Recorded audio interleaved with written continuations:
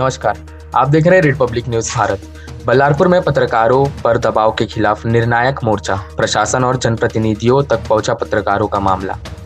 बल्लारपुर में पत्रकारों को डराने धमकाने और दबाव में लेने की घटनाओं को लेकर पत्रकार समाज ने अब संगठित और निर्णायक रुख अपना लिया है। महाराष्ट्र पत्रकार संघ शाखा बल्लारपुर में नेतृत्व में पत्रकारों ने प्रशासन और जनप्रतिनिधियों के समक्ष अपनी सुरक्षा और अधिकारों को लेकर कड़ा विरोध दर्ज कराया।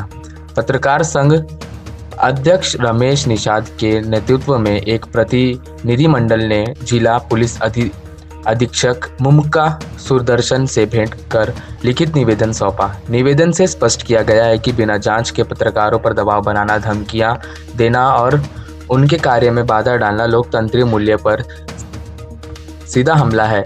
ऐसे मामलों में दोषियों पर तत्काल और कठोर कार्रवाई की मांग की गई है। इसके बाद प्रतिनिधिमंडल ने बल्लारपुर विधानसभा के विधायक सुधीर भाऊ मुंगंटीवार से भी मुलाकात कर पूरे घटनाक्रम की जानकारी दी। पत्रकारों ने बताया कि लगातार मिल रही धमकियों से भय का माहौल बन रहा है, जिससे निष्पक्ष पत्रकारिता प्रभावित हो रही है।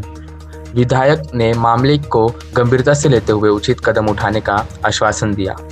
साथ ही प्रादेशिक परिवहन अधिकारी लोही साहब को भी निवेदन देकर आलापल्ली से बल्लारसा डिपो की ओर आने वाले ओवरलोड वाहनों पर सख्त कार्रवाई की मांग की है। पत्रकारों का कहना है कि ओवरलोड वाहनों का संचालन न केवल कानून का उल्लंघन है, बल्कि दुर्घटनाओं को भी आमंत्रित देता है। इस दौरान महाराष्ट्र पत्रकार संघ के संजय तिवारी, मुबारक शेख, शिवादास शर्मा सहित अनेक पत्रकार बड़ी संख्या में उपस्थित रहे। सभी ने एक स्वर में कहा कि पत्रकारों की सुरक्षा, सम्मान और स्वतंत्रता से कोई समझौता नहीं किया जाएगा। अब सबकी नजरें प्रशासन की आगामी कार्रवाई पर टिकी है। पत्रकार समाज ने स्पष्ट कर दिया है कि यह संघर्ष केवल पत्रकारों का नहीं, बल्कि सच और लोकतंत्र की रक्षा का है। धन्यवाद। मेरा नाम रमेश निषाद है। मैं महाराष्ट्र पत्रकार संघ का अध्यक्ष हूँ बल्लारसा का। पिछले 2 फरवरी की सुबह एक घटना हुई थी जिसपे कुछ लोग ट्रक से लकड़ा उतार रहे थे, जो मुझे काफ़ी उसमें संदेह स्थिति में थे कि भाई इतना हाइट लोड रहता है लकड़े का, आरटीओ ने कैसा क्या उसे पासिंग करता है, कैसा क्या ये करता, तो वो भी एक जाँच का विषय है। तो वहाँ से लकड़ा उतारते समय जो कामगार थे काफ़ी असुरक्षित लग रहे थे। जो रोफ के नीचे से अगर लकड़ा गिरता है तो उनकी मौत निश्चित है, हाथ पैर टूटना भी पक्का है। तो यही चीज़ की मैं जानकारी चौकीदार से, वहाँ के एक मेरे परिचित चौकीदार से मैंने जानना चाहा कि भाई ये घटना है नहीं, कैसा क्या नहीं सब उतारा जा रहा है, और उनके सुरक्षा के उपकरण कहाँ है, टोपी ना हेलमेट है, ना जूते हैं, ना जैकेट है।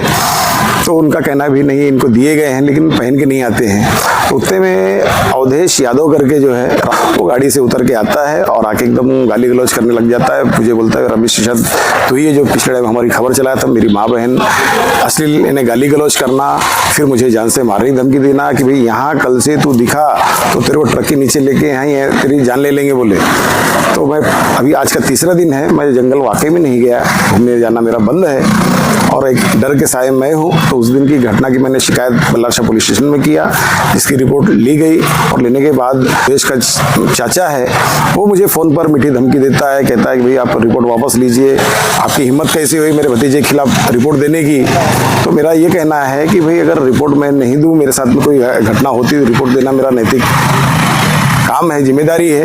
और कोई भी घटना, मैं सच्चाई के लिए पत्रकारिता करता हूँ, पत्रकारिता मेरा व्यवसाय नहीं है और पत्रकारिता मैं निष्ठा से करते आ रहा हूँ। पिछले 27 साल से मैं पत्रकारिता फील्ड में हूँ और आज तक मेरा रिकॉर्ड रहा है।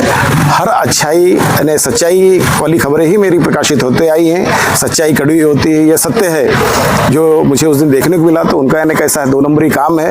अवैध रूप से ओवरलोड लकड़ा आता है जिसकी जाँच आरटीओ प्रशासन ने करना चाहिए। रात में ही वो लकड़ा क्यों आता है वहाँ, एक जांच का विषय है। ओवरलोड लकड़ा आलापल्ली से निकलता है तो उसके काटा क्यों नहीं होते, ये भी एक जांच का विषय है। इसके बाद नागपुर के जो PCCF प्लस बल्लारसा के वन संरक्षक माड़ी साहब और वहाँ के गौर साहब, PCCF गौर साहब नागपुर के, तो इनकी मिली भगत से ये काम चल रहा है। तो इस तरह की उसकी भी कड़ाई से जांच होनी चाहिए। मैं जांच की मांग करता हूँ आपके चैनल के माध्यम से। और इतने